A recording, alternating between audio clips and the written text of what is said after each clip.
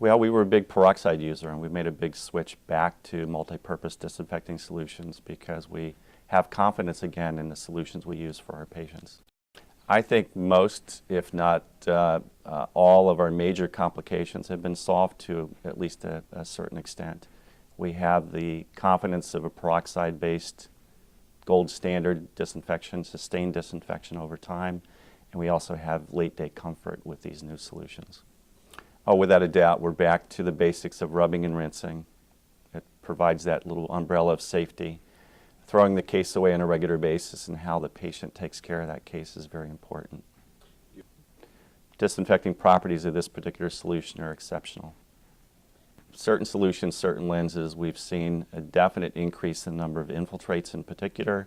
There have been some staining issues that have been brought to bear through the literature and also what we're seeing clinically, but most importantly, the infiltrate issue, I think, is a big issue for us. Well, in the past, we were switching everybody over to peroxide, and now our rule was you have one shot at multi-purpose solutions, and if you have a complication or we have a concern about compliance, we invariably would switch them to peroxide. Now we have the confidence of using a new multi-purpose disinfecting solution like RevitaLens, and have been very happy so far.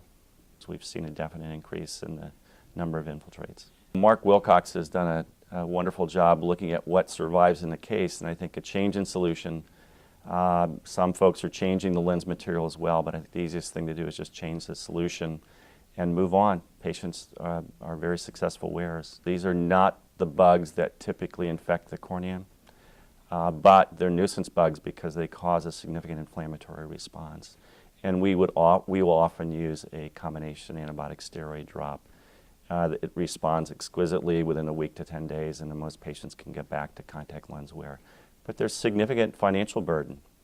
There was an abstract or poster at ARVO this year by Smith and Orsborn looking at the direct and indirect costs and estimated to be about $57 million last year in just this particular event.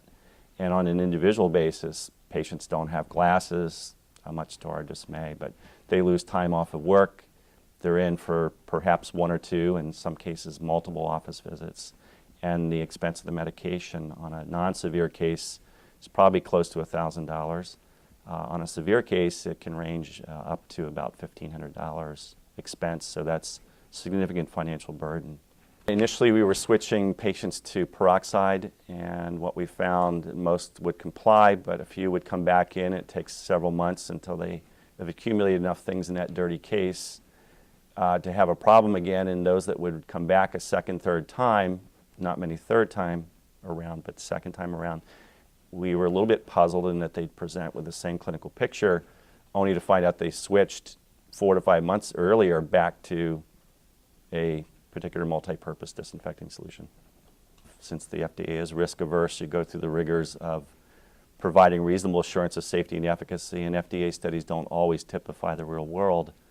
But in clinical practice, we've found across the board acceptance of this particular product, and we were very happy from a safety perspective and efficacy perspective. Patients loved it from a comfort perspective, and we do like the fact that there is sustained antimicrobial activity for extended periods of time. And this is a perfect balance between great efficacy against the troubling pathogens and the potential for a sight-threatening experience, but at the same time it provides sustained comfort at the end of the day.